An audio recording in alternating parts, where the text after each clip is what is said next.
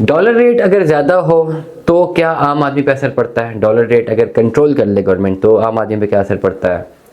Business कब enhance होता है? स्टॉक मार्केट कब ज़्यादा अच्छा परफॉर्म करती है? बिग बिजनेस को कब फ़ायदा होता है और आम आदमी को नुकसान कब होता है? इन सवालों के जवाब अगर आप जानना चाहते हैं तो लेट्स स्टार्ट दिस व्लॉग। अस्सलाम वालेकुम दोस्तों, मेरा नाम तैयब है। बहुत सारे लोग ये सोचते होंगे कि क्या वजह है स्टॉक मार्केट इस वक्त ऊपर क्यों जा रही है, वजह क्या है, रीज़न क्या है। थोड़ा सा अगर आप खबरें सुनते हैं और अगर आपको इन्वेस्टमेंट्स का शौक है, मैं आपको हिस्टोरिकली थोड़ी चीज़ें समझाने की कोशिश कर रहा हूँ। आपको याद है कुछ टाइम पहले जब ये पीटीआई की गवर्नमेंट थी और डॉलर 150 रुपये में था, आई गेस 150 पे था, और पेट्रोल की भी यही प्राइस थी, 150 ही थी आई गेस। मुख्तलिफ वज़रा ये बोलते थे कि जी पेट्रोल की प्राइस जो है ये इस वक्त 250, 350, 250 या 300 तक होनी चाहिए, हम नहीं रोक सकते, ये रोकना इसको ज़रूरी नहीं है। कैसे काटना है यार, काटना ठीक है, हम नहीं रोक सकते, इसको आगे इस्टेब्लिश करना पड़ेगा, फ्री फॉल पे भेजना पड़ेगा डॉलर को। और उसके रिएक्शन में बहुत सारी बातें आती थी, चले वो एक सती मैटर है। अब डॉलर जब सस्टेन होता है तब क्या होता है, या डॉलर जब मार्केट पे छोड़ा जाता है तब क्या होता है? एक बात बड़ा क्लियरली बता दो, जब भी डॉलर को मार्केट पे छोड़ दिया जाता है तो मुल्क का बिजनेस इनहेंस होता है, रेवेन्यू इनहेंस होता है और ओवरऑल पैसा बनना शुरू होता है। जब भी डॉलर आर्टिफिशियली कंट्रोल कर दिया जाता है, मुल्क के बिजनेस का नुकसान होना शुरू हो जाता है। एग्जांपल आप ले लें 2017, 18 की, 19 की, जब डॉलर को आर्टिफिशियली कंट्रोल किया गया था, फ्री फॉल पे उस तरह नहीं छोड़ा गया था। शुरू में जब पीटीआई की गवर्नमेंट आई थी उन्होंने फ्री फॉल पे छोड़ा था, लेकिन काफ़ी ज़्यादा प्रॉब्लम मिल रही थी लोगों की जाने से, जी महंगाई है कंट्रोल करें, तो फ्री फॉल पे डॉलर को सस्टेन करना पड़ा एक आर्टिफिशियल वैल्यू के ऊपर, जिसकी वजह से हुआ ये। अब $1 था लेटर सपोज 150 रुपये का। अब एग्जांपल देते हैं, एक बहुत बड़ी पेट्रोलियम की कंपनी है, पाकिस्तान में 100 बड़ी कंपनी है जिनसे पाकिस्तान का business flow in the form of capitalist economy चल रहा है, इस तरह समझ लेते हैं इसको। अब जो एक बड़ी कंपनी है वो अगर 10 लीटर पेट्रोल बेच के $1 बनाती थी तो उस वक्त उसका प्रॉफिट कितना था? 150 रुपया जो उसको मिल रहा था, लेकिन एक्चुअल प्रॉफिट कितना होना चाहिए था? 280 रुपये या 200-250 रुपये, जो डॉलर की एक्चुअल वैल्यू थी। वो जो इतना पैसा इन्वेस्ट करके, जो मेहनत करके पैसा बना रही थी वो कंपनी, उसको मिल रहा था सिर्फ $1 मतलब 150 रुपया। वो जो बाकी 150 रुपये की प्राइस या 120 या 130 रुपये की प्राइस वो जो उसको मिलनी चाहिए थी वो कंज्यूमर को हमने दे दी। पीटीआई की गवर्नमेंट में, हमारी गवर्नमेंट ने यही फैसला किया हुआ था कि जी कंज्यूमर के ऊपर डालने, कंज्यूमर को रिलीफ देते। मतलब 10 लीटर पेट्रोल, लेटर सपोज मैंने अपने बाइक पे 10 लीटर पेट्रोल डाला, 10 लीटर पेट्रोल के एवज मुझे अब मुनाफा देना है ना उसको, किसी ना किसी को। तो डॉलर जब सस्टेन था तो वो मुनाफा मेरी जेब से 150 रुपया जा रहा था, सिंपल आसान लफ्जों में समझा रहा हूं।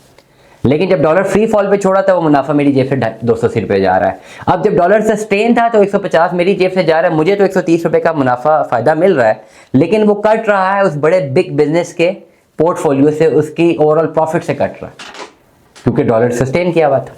अब जब डॉलर मार्केट पे छोड़ा तो डेफिनेटली अब वो कंपनियां तो 10 लीटर पेट्रोल के पीछे $1 ही बना रही हैं, लेकिन जहां पे उनको 150 रुपये मुनाफा हो रहा था अब 280 रुपये मुनाफा हो रहा है। मुनाफे ज्यादा हो रहे हैं, रेवेन्यू ज्यादा हो रहा है। जब रेवेन्यू ज्यादा हो रहा है, कैश कलेक्शन ज्यादा हो रही है, कैश कलेक्शन ज्यादा हो रही है, अच्छा बिजनेस ऑपरेट हो रहा है, बिजनेस ऑपरेट हो रहा है तो पैसा बना रहे हैं। जब पैसा बना रहे हैं तो स्टॉक मार्केट के पॉइंट्स बढ़ते जा रहे हैं, इसलिए तो स्टॉक मार्केट ऊपर जा रही है। आज 1,10,000 पॉइंट पे चलेगी क्योंकि डॉलर मार्केट पे छोड़ा हुआ है, इसलिए कंपनियां पैसा बनाएंगी। अब एक बात समझ लें, जब जब डॉलर मार्केट पे छोड़ेंगे उसी मुल्क में मौजूद बड़े बिजनेसमैन फायदा उठाएंगे। जब जब डॉलर मार्केट पे नहीं छोड़ेंगे, कंट्रोल कर लेंगे, तो बिजनेसमैन को नुकसान होगा, आम आदमी को रिलीफ मिल जाएगा। अब ओवरऑल अगर एक मुल्क में 100 लोग रह रहे हैं तो 100 लोग आपस में सर्कुलेशन ऑफ मनी करके अपने मामलात को क्लियर करें, उसमें से 10 बहुत शातिर होंगे जो बहुत बड़े बिजनेस खड़े कर लेंगे, वो 90 लोगों के रिसोर्सेज पर भी असरअंदाज हो जाएंगे, पावर में आ जाएंगे, बाकी 90 लोग मुतासिर होते रहेंगे। लेकिन कैपिटलिस्ट इकोनॉमी है ही यही, कैपिटलिस्ट इकोनॉमी अलाउ करती है कि जो जितना पैसा बनाए उसका पैसा बन जाएगा।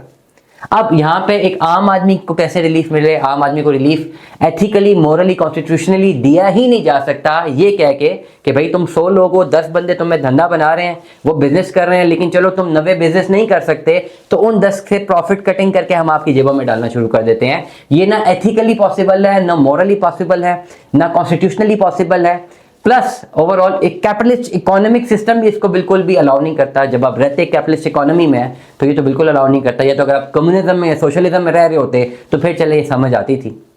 अब क्या करती है सरकार? सरकार ये करती है ऐसे मुल्कों में जहां पे कैपिटलिस्ट इकोनॉमी होती है, लेकिन सरकार को पता होता है कि सिर्फ 10% लोग पैसा बना सकते हैं, 90% लोग पैसा नहीं बना सकते। उनमें वो पर्टिकुलर कैलिपर नहीं है कि वो भी बिजनेस कर सके, धंधा बना सकें और बिजनेस को ऑपरेट कर सकें और पैसा मल्टीपल इंडेक्स मल्टीप्लाई कर सकें डिफरेंट वैल्यूज के साथ, जो हमेशा इस जैसे ममालिक में 10% लोग कर जाते हैं, बाकी 90% लोग नहीं कर सकते। ये रियलिटीज है। अब इन जैसे ममालिक के लिए स्टेट इटसेल्फ एक बन जाती है, वेलफेयर स्टेट बन जाती है, जिसमें स्टेट कहती है कि चले हम आप 90 लोग तो पैसा नहीं बना सकते, लेकिन जो 10 लोग पैसा बना रहे हैं हम इन पे हैवी टैक्सेशन इंपोज करेंगे। डायरेक्टली तो इनको हम ओवरऑल अगर डॉलर सस्टेन करते हैं तो इनकी जेब से पैसा नहीं निकाल सकते। अगर इनका प्रॉफिट एक 10 लीटर के पीछे 250 बन रहा है तो हम देंगे उनको डेफिनेटली। ऐसा नहीं कर सकते कि इनका प्रॉफिट कर दें 100 रुपया, बाकी आपकी जेबों में इनडायरेक्टली डाल दें। तो सरकार ये करती है कि वो कहती है ठीक है ये बिग बिजनेस पैसा बना रहे हैं, इनको बनाने दें। लेकिन वो क्या करती है, इन कंपनीज में हैवी टैक्सेशन लगा देती है। स्टॉक मार्केट में देखें अभी आप ट्रेड करते हैं 15% टैक्स फाइलर पे, नॉन फाइलर पे 30% टैक्स।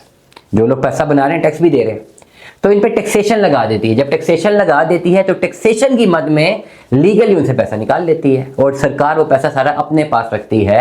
और फिर स्टेट इटसेल्फ एक बन जाती है वेलफेयर स्टेट, जिसमें स्टेट का एक काम होता है कि जो बेसिक फैसिलिटीज़ हैं या बेसिक जो ज़रूरियात ज़िंदगी हैं, जिसमें हेल्थ और एजुकेशन है, वो फ्री कर दी जाए। इसी तरह हमारे मुल्क में सरकारी अस्पताल है, सरकारी जो ओवरऑल एजुकेशन सिस्टम है वहाँ पे एजुकेशन फ्री है, सरकारी अस्पतालों में इलाज फ्री है। भले इंप्लीमेंट होता है नहीं होता, डेट्स अनदर स्टोरी, डेट्स वो एक अलग बात है। लेकिन ओवरऑल कैपिटलिस्ट इकोनॉमी बिहेव कैसे करती हैं डेवलपिंग वर्ल्ड की, डेवलप वर्ल्ड की, वो मैं समझा रहा हूँ, जो कि समझना बहुत ज़्यादा ज़रूरी आप लोगों के लिए है। कि अगर आपके जहन में अभी भी ख्याल है कि स्टॉक मार्केट ऊपर कैसे जा रही है, बेसिकली इस सवाल का जवाब है जो कि मैं एड्रेस करने जा रहा हूँ।